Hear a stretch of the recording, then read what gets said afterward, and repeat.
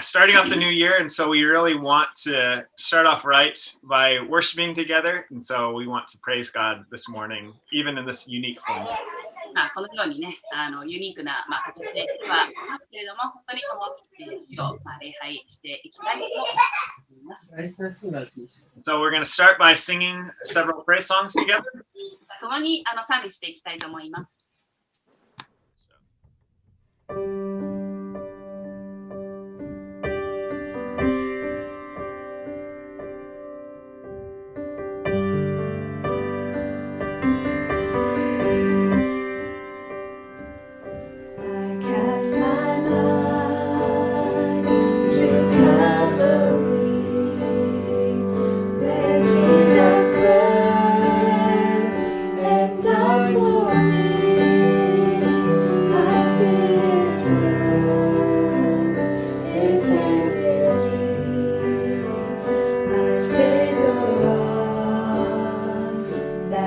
Praise His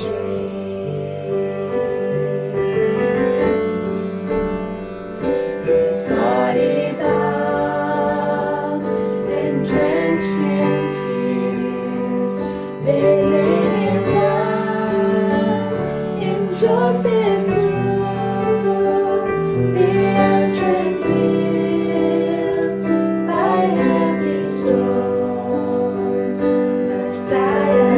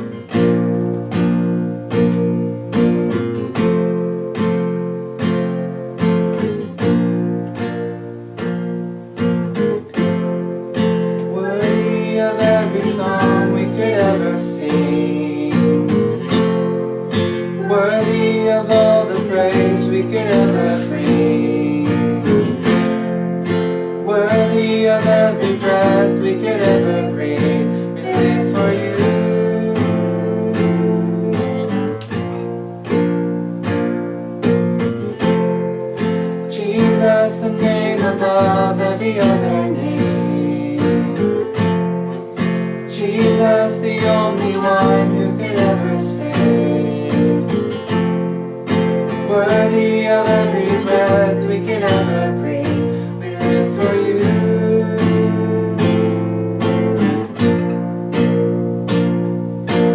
Holy, there is no one like you, there is none beside you.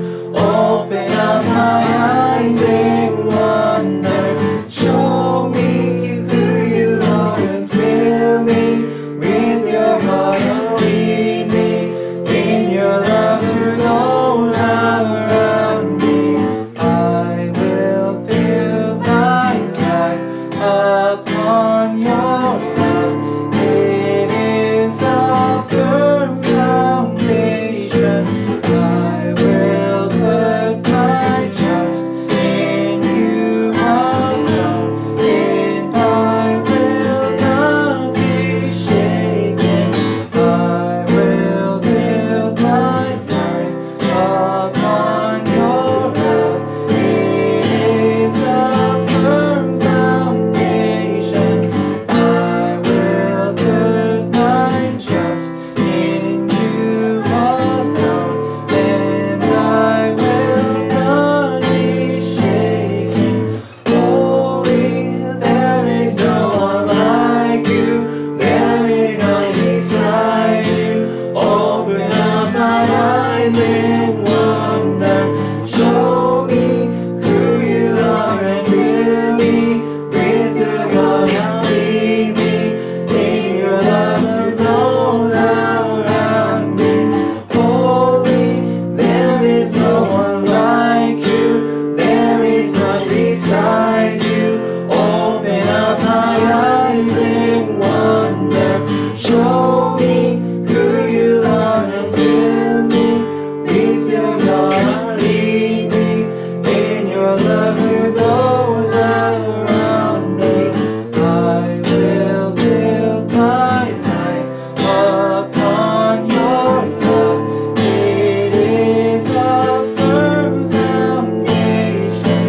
I will put my trust in you alone, and I will not be shaken. I will build my life upon your love. It is a firm foundation. I will put my trust in you alone, and I will not be shaken.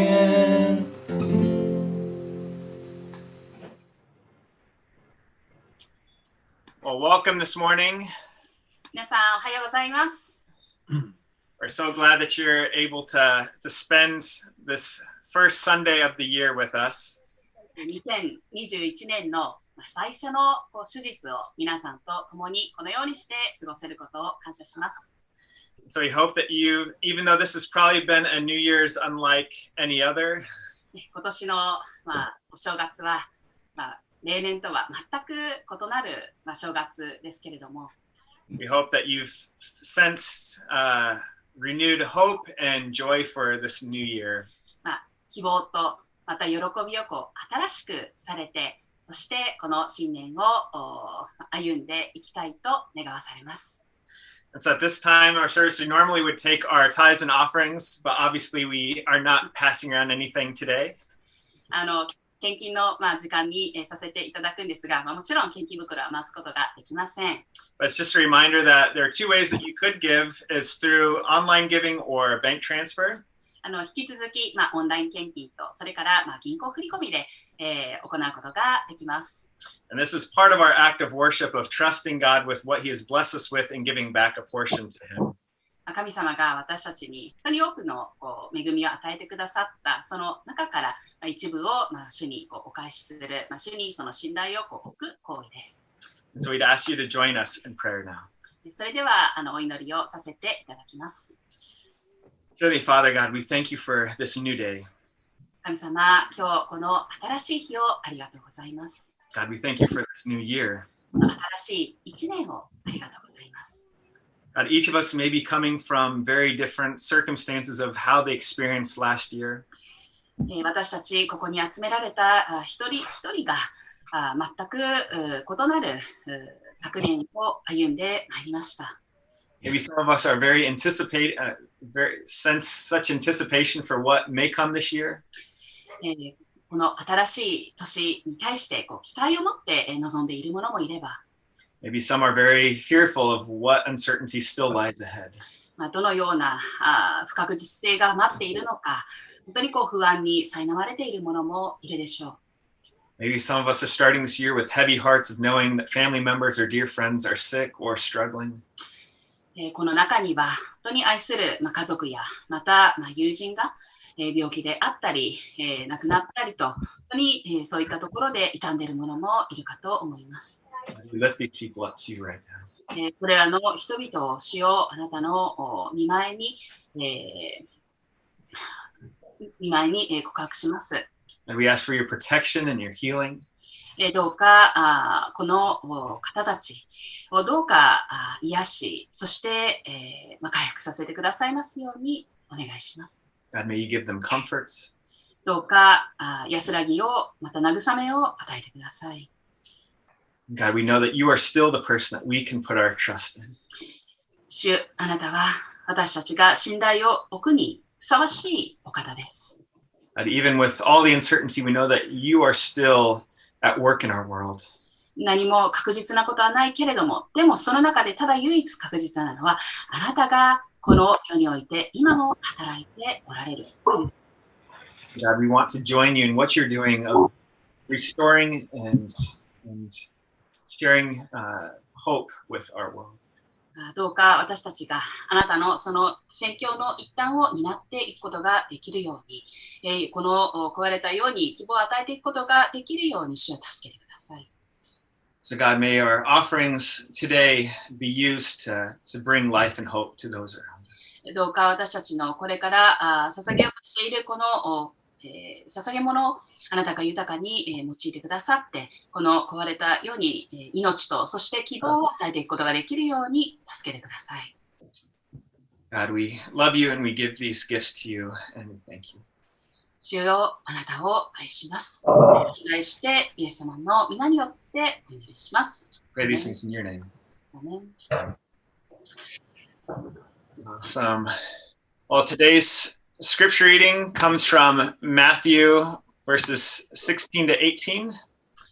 本日の聖書朗読はマタイの福音書16章18節です。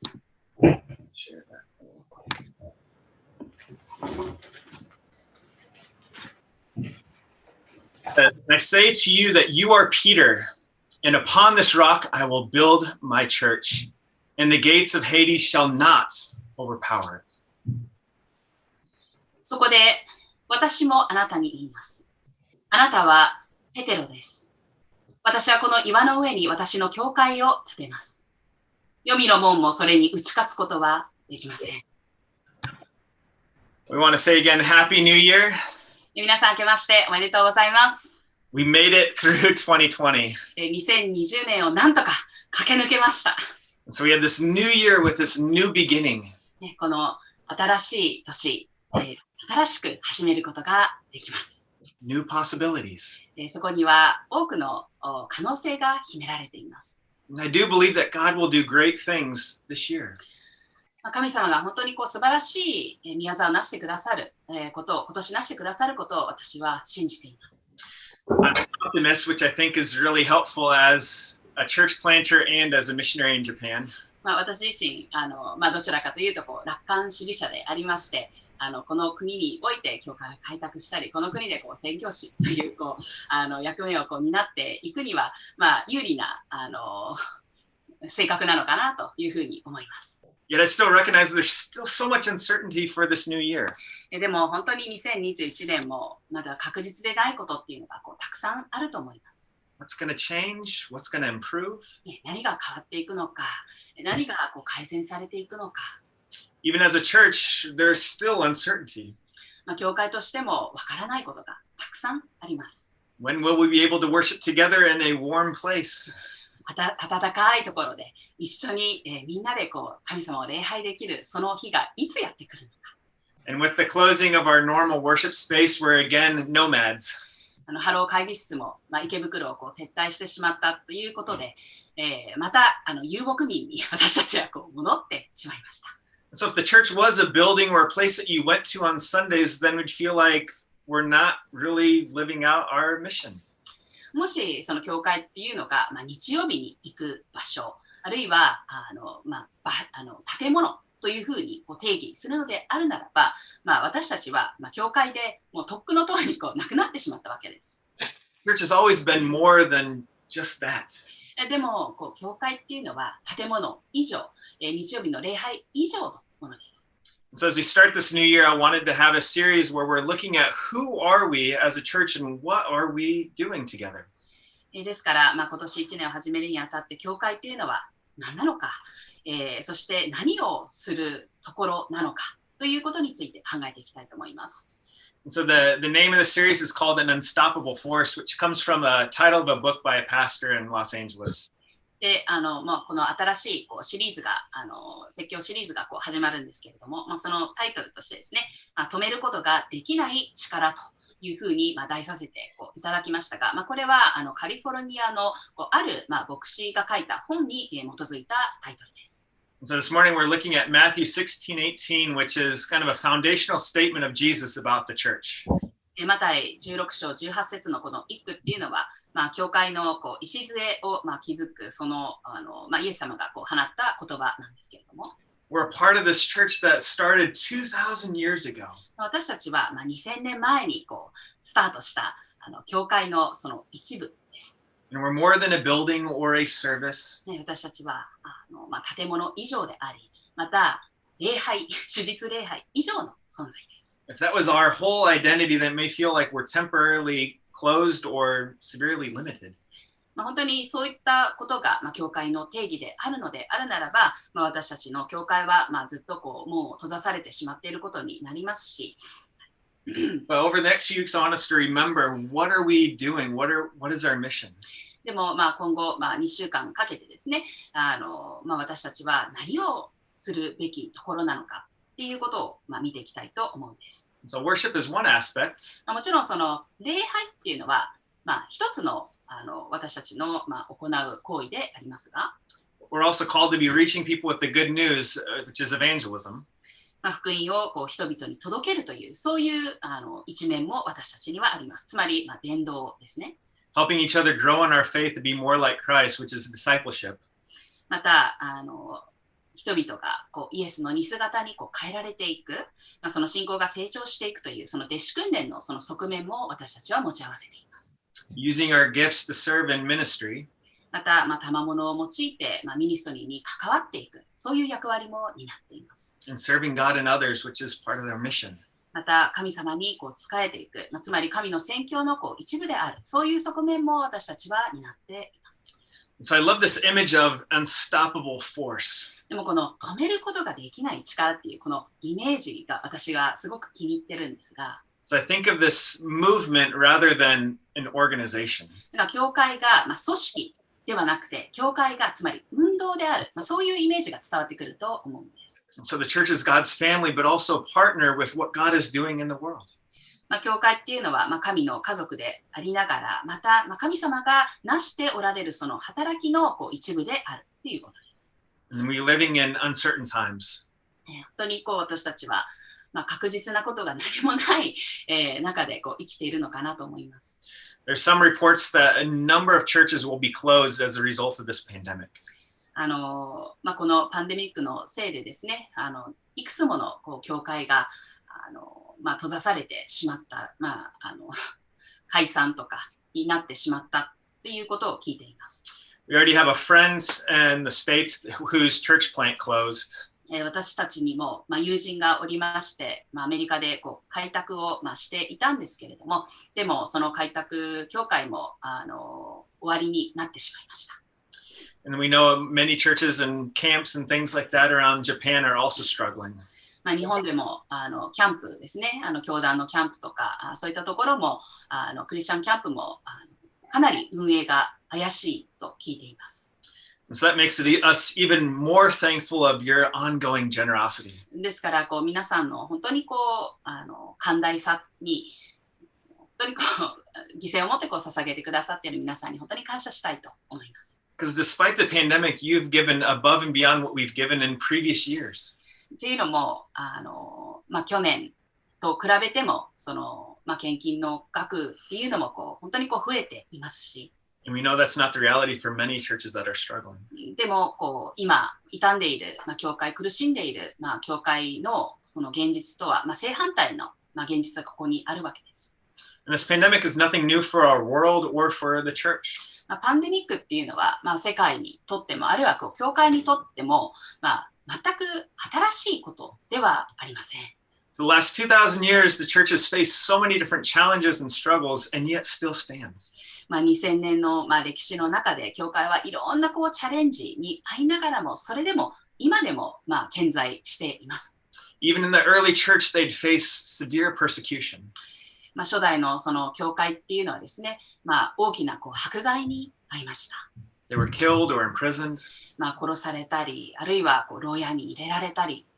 They experienced many pandemics and plagues, and yet they were the ones who went to care for those who were sick and needy. パンデミックやこう疫病にこう遭いながらも、それでもこう教会のこう人たちが病気の人たち、また必要のある人たちのところに届いていったんです。And the church spread through this persecution. 教会はその迫害のせいで増え広がっていきました。And over history, there's been many times where it seemed like the future looked very bleak. その歴史の中で本当にこう未来がこう厳しく見えたそんな時がたくさんありました。We could spend weeks going through the history of all the different church splits or divisions or wars or injustices, all sorts of things. その2000年のこの歴史の中には、教会分裂があったり、スキャンダルがあったり、戦争があったり、こう不正がこうはびこったりということがこうたくさんあったわけです。Because the church is filled with humans who are flawed. というのも、教会っていうのは欠陥のあるこの人間の集まりだからです。At many points, many people might wonder, does the church ever going to recover? で、教会は本当にこのまま回復するんだろうかと、思うような時代もきっとあったと思います。Yet God has been faithfully building his church over the years. しかし、神様は本当にこう何百年も何千ものこう歴史の中で、忠実に、あられて、そしてこのキリストのその教会を立て上げられてきました。In Japan, it was just 500 years ago when missionaries first arrived. 日本はですね、500年前にこう初めてこう宣教師が来たわけなんですけれども。Within a century, the foreigners were kicked out and Christians were persecuted. その1世紀も経たないうちにですね、こう外国人はこう国外にこう追放されて、そしてクリスチャンたちは迫害に遭いました。It looked like the church was dead. もう教会はこう死んでしまったかのようでした。There are many hidden Christians who faithfully continued to worship God. にもかかわらず、隠れこうキリシャンたちがですね、こうずっと信仰をこう続けていたわけです。And the missionaries in our denomination that first arrived came about 70 years ago. 私たちのこの宣教団体からも、宣教師たちがですね、70年前にこう日本にこうやってきました。And Japan was not their original plan. でも、彼らは本当の目的地っていうのは日本ではなかったんです。They were serving in China, but were kicked out as the rise of communism. 中国でこう宣教活動をしていた宣教師たちが、共産党のその台頭によって、そこにこういられなくなって、じゃあどこに行こうかっていうのでこう日本に来たんです。So I'm sure many people thought, oh, the church is going to die in China. ですから、その時、教会はもう中国でなくなってしまうと思ったでしょう。What's amazing is there's not estimates, there's around 100 million Christians in China. しかし今、約1億人のクリスチャンが中国にいるのではないかというふうに言われています。Today, the Japanese church is growing older. しかし、日本の教会はですね、年齢的にも、今、随分こうかさんできています。So people worry about the future of as pastors retire, as the churches get older, what's going to happen? 牧師もこう年を重ねて、また、教会全体も年をこう重ねて、どうなってしまうのか。Yet God is still at work here. でも神様はこの地で今もこう働かれておられます。In Matthew 16:18, we find this fascinating statement from Jesus, which is also highly controversial. マタイの16章18節でイエス様が放たれた素晴らしいこの言葉があるんですけれども、対立を生むようなそのような言葉でもあります。Peter had emerged as one of Jesus' key disciples. ペテロっていうのは、イエス様のその、弟子の、重要な弟子の一人でした。He was an ambitious guy. 彼はですね、情熱のある、やる気に満ちた弟子だったんです。It was him who stepped out of the boat to walk on water towards Jesus. イエス様にの方にですね、湖の上に船から降りて、で水の上を歩いてイエス様の方に行ったのはペテロでした。There's Peter that tried to defend staying up for Jesus when he was being arrested in the garden. で、イエス様がゲッセマネの園で逮捕されそうになった時にイエス様をかばったのはペテロだったんです。So Peter had just made this powerful statement that Jesus is the Messiah. で、ペテロはまた別の箇所でですね、イエス様こそがメシアであるというふうに宣言しました。And that's why Jesus responds by stating, "And I tell you that you are Peter, and on this rock I will build my church, and the gates of Hades will not overcome it." その、ペテロの言葉に対してイエス様がこのように返答するんですね。そこで私もあなたに言います。あなたはペテロです。私はこの岩の上に私の教会を建てます。黄泉の門もそれに打ち勝つことはできません。And he's playing with words here. で、ここでイエス様は言葉でちょっと遊んでるんです。Peter's original name was Simon. ペテロの元々の名前はシモンでした。And it's now changed to Peter, which is Greek for rock. でもシモンからペテロに変えられた。ペテロっていうのはギリシャ語で岩という意味があります。Anytime there's been a name change in the Bible, it's usually of an indication of what their future role will be.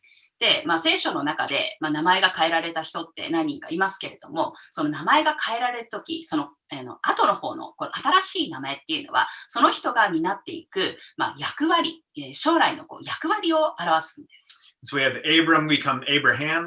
アブラムがアブラハムになったとき。Jacob became Israel. ヤコブがイスラエルになったとき。And then Saul became Paul. サウロが、パウロになったとき。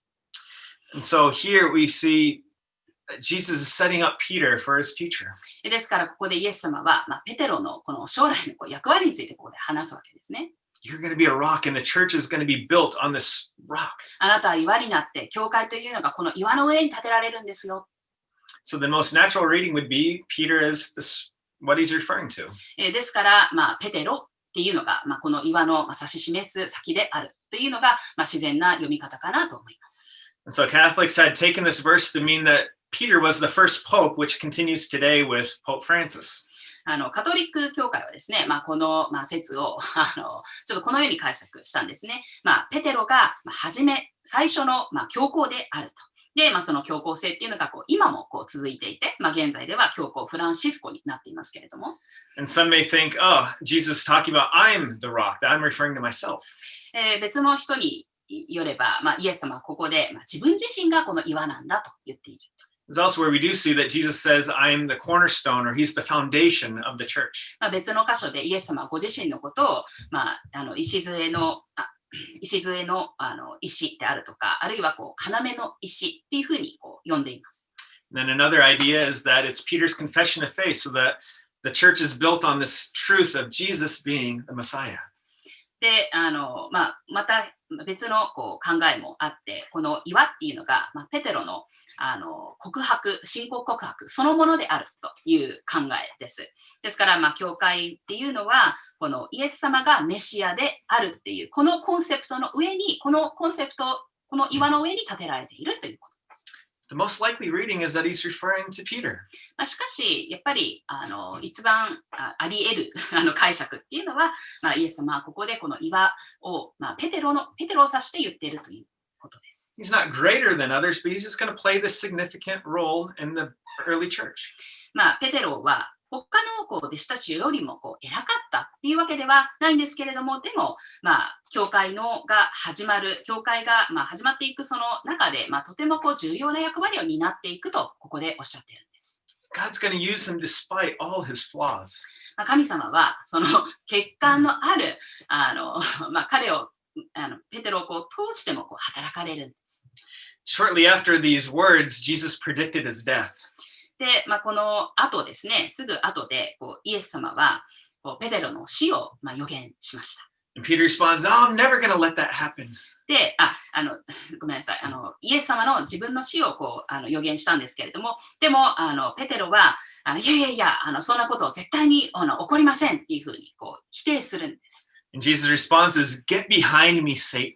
で、イエス様はその時こうペテロに対してサタンを引き下がれって言うんです。This is the future leader? これが本当に将来のこうリーダーなのかと思います。At Jesus' trial, Peter denies Jesus 3 times. で、イエス様のその裁判の時にですね、ペテロはこうイエス様を知らないとこう3度こう否定するんです。And yet, Jesus restores him and calls him to lead. でそれなのに、イエス様はこう彼をこう回復させて、そして将来のリーダーとして用いていくんです。And then at Pentecost, Peter preached the first message, and 3,000 people came to faith that day, and that was the birth of the church.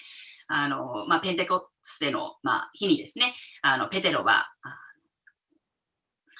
説教をこうして、そして3000人の人たちがこうイエス様に、その時その日こう従うことになり、これがこう教会のこう始まりとなりました。A little bit later in Acts, he's the one who helps bring the gospel to the Samaritans who were despised by the Jews. で、もうちょっとこう後になりますけれども、使徒のこう8章のところで、サマリア人に対して、福音をもたらす、そういう存在にこうなっていくんです。And then a little later, God gives him this vision to also reach out to the Gentiles, meaning everybody else. そして、もうちょっと後になると、こう異邦人に、も届いていくという、そういう、こうビジョンが与えられます。So as the church gets started, God clearly was using Peter to build a strong foundation. 教会がこうスタート、するにあたってですね、神様は、ペテロに本当にこう強固な基盤をこう与えるわけです。So we're part of the legacy of his faithfulness. 本当にこうhis faithfulness。ペテロの、その、遺産、ペテロの、忠実さ、その、祝福に私たちはこう預かっていると言えると思います。And then Jesus' statement to Peter concludes with this image of the church overcoming the gates of hell.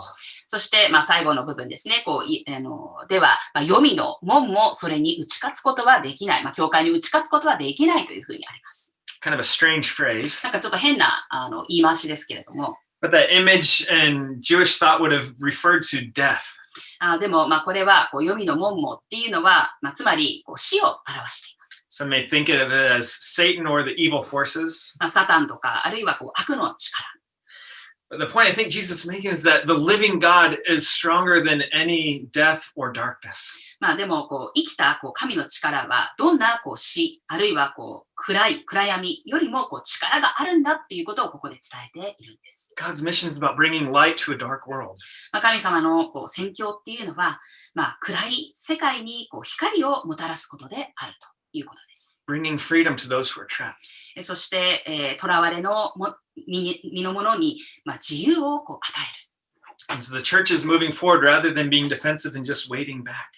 教会っていうのはこう前進、してするべきものであって、ただこうリラックスして何もしないであるとか、あるいはこう防御にこう入ってしまうっていうのではないんです。We don't just withdraw from a broken society. また、壊れてしまった世界とこう距離を完全にこう置くっていうものでもありません。But to engage a lost and hurting world with the good news. 失われて、そして、傷んでいるその、世界に、福音をこうもたらして、積極的にそういう壊れた世界と関わっていくっていうことですね。But this is not with some conquering mindset, but a liberating mindset. でもこれをするのはこう征服しようとする、そういうこう気構えではなくて、むしろこう人々をこう解放していこうというそういう気構えでこれを行うんです。Growing as a church is not about our pride. 教会をこう成長させるっていうのは、私たちのこう傲慢さとか、プライドに関わるものではありません。Because numbers represent people. むしろこう人数っていうのはその人数の裏にある人々をこう表しています。People that God loves. 神様が愛してやまない一人一人の人なんです。So we want to allow people to experience this life and hope in Jesus. ですから、私たちはイエス様のこの命と、そして希望を一人一人に味わっていただきたい、経験してほしいと願っているんです。We want the people of Tokyo to know that there is a different way to live. 東京の人たちに、今とは異なる別の生き方があるんだよっていうことをやっぱり分かち合っていきたいんです。So we want to be a church that God desires. 神様が望まれる教会になっていきたいと願わされています。We're not sure when we'll be able to meet back in Ikebukuro. 池袋でいつ一緒に礼拝できるかわからないですけれども、We're not exactly sure what God has in store for us this year. 今年何が私たちを待っているのか、それもわかりませんが、Will we stay online? Will we meet in various places? これからもオンラインの礼拝を続けるのか、またいろんな場所で礼拝の時、あるいは別の交わりの時を持つのか、Some things might change. 何かは変わるかもしれません。But we know what will remain the same. でも変わらないものがあります。Our mission. それは宣教です。God has invited us to be a part of his work in Tokyo. 神様は私たち一人一人を東京での主のその御業に、宣教の御業に招き入れてくださっているんです。To give hope to those in the city. 都市に住む人々にその希望をもたらすという、その御業です。A key word that God has placed in my heart for this year is this word broken. 私が神様に与えられた一つの言葉があるんですね。今年ですけれども、それは砕かれたとか、あるいは壊れた、broken っていう言葉です。And I take it to mean different things. いろんな意味があると思うんです。In one sense, I think of myself personally being broken and being humbled to remain dependent and trusting God. ある一つの意味ではですね、自分自身が神の御前に砕かれた存在でいて、神にありの前で謙遜であり、また主に信頼していくっていう、その姿勢を表しているし、In another sense, we see so much brokenness in our world. また別の意味では、本当にこの世界には壊れたものでいっぱいだと思うんです。What kind of church does God desire? 神様はどんな教会になることを望まれているのかOne that seeks to restore what has been broken. な。壊れてしまったものを元通りにする、それを求める教会なのかな。Broken relationships. 壊れてしまった人間関係を修復する、そういう教会。Within our internal hearts. 自分の内側の壊れた部分を直していく、そういう教会。Across society. また社会の中で壊れていった部分を修復していく、そういう教会。I love what the prophet Isaiah gives this powerful call. イザヤがですね、預言者イザヤがこのようなことを言っていますが、In Isaiah 58 verses 11 and 12, he says this. イザヤ書58章、11節から12節にこうあります。The Lord will guide you always. He will satisfy your needs in a sun-scorched land and will strengthen your frame. You'll be like a well-watered garden, like a spring whose waters never fail. Your people will rebuild the ancient ruins and raise up the age-old foundations. You will be called repairer of broken walls, restorer of streets with dwellings. 主は絶えずあなたを導いて、焼けつく土地でも食欲を満たし、骨を強くする。あなたは潤された園のように、水の枯れない水源のようになる。あなたのうちのあるものは昔の廃墟を建て直し、あなたは代々世々にわたる礎を築き直し、破れを繕うもの、通りを詰めるように回復するものと呼ばれる。Though Tokyo is not in rubble like after World War II, we are living in the aftermath of the pain caused from the pandemic. 東京は終戦後のね、その廃墟のようではありませんけれども、でもパンデミックの影響を色濃く今残していると思うんです。We want to be used by God to rebuild and restore what has been broken. ですから壊れてしまったものを、私たちの周り、私たちのうちに壊れてしまったものをもう一度立て直して、また回復していく、そのために私たちは用いられていきたいと思います。So God is inviting us to be a part of his unstoppable force in this world. 神様は私たちの教会をこの世における止めることのできない力になるように招いてくださっています。There's many things that we can lament and apologize for in the history of our church. 教会のOr 歴 of 史を the church.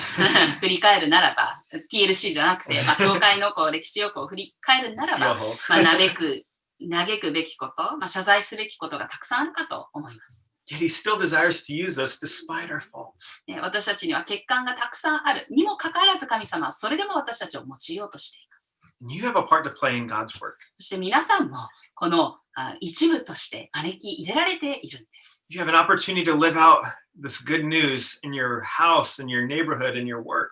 皆さんもこの福音に生きる、その機会が、家庭において、近所において、職場において、また皆さんの住む町において、与えられているんです。Recently, we heard this great story of this man who came to faith. 最近ですけれども、ある男性が改心した、イエス様を心に受け入れたという、そういう知らせを聞きました。This person that seemed like he's so far from God. で、この方は本当に神様から非常に遠く離れた存在だったということを聞きました。There's a sense of, oh, you just write this person off. Oh, they're unreachable. ですから、もうこの人はもうダメかなというふうに誰めてしまいたくなるような感じだったんです。But this is such a powerful reminder to them that nobody is too far from being reached by God. でも誰一人として神様から遠すぎるそういう人はいないということを私たちに思い出させてくれた、そういうエピソードです。God can still work in somebody's heart no matter how far or how long it seems to take. どんなに神から遠く離れていても、どんなに時間がかかったとしても、それでも神様はその人に届くことができるお方なんです。God is still at work around us. 神様は私たちの周りで今も働いておられます。You're invited to be a part of God's mission here. そして神の宣教にこの地において、皆さんも招き入れられているんです。So whatever this year brings, my prayer is that we remain this loving community that shares this good news with those around us. ですから、今年どうなろうともですね、私が願わされるところっていうのは、本当にこの福音を周りの人たちと分かち合っていく、その愛あるコミュニティに引き続きなっていくということです。Because God is inviting our church to be a part of this unstoppable force in the world. というのも、神様は私たちの教会をこの世における止めることのできない力になるように招いてくださっているからです。Amen. アメン。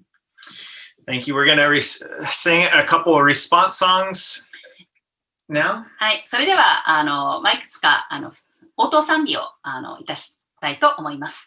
And then just after that, we're going to have some time where we'll have smaller groups and be able to pray together and share together. で、その後で小グループになって共にお祈りをしたいと思います。But please join us as we sing these response songs. それでは賛美いたしましょう。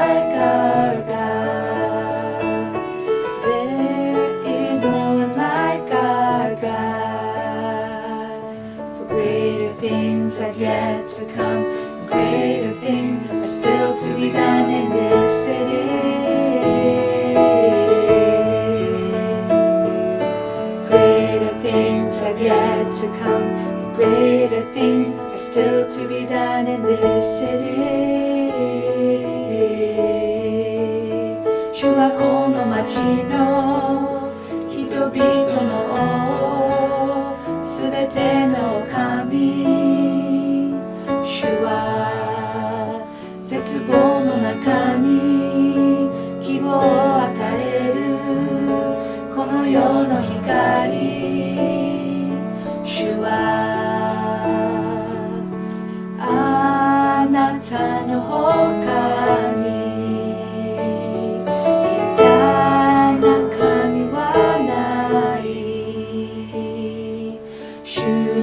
晴らしい御業と奇跡がこの街に主の素晴らしい御業と奇跡がこの街に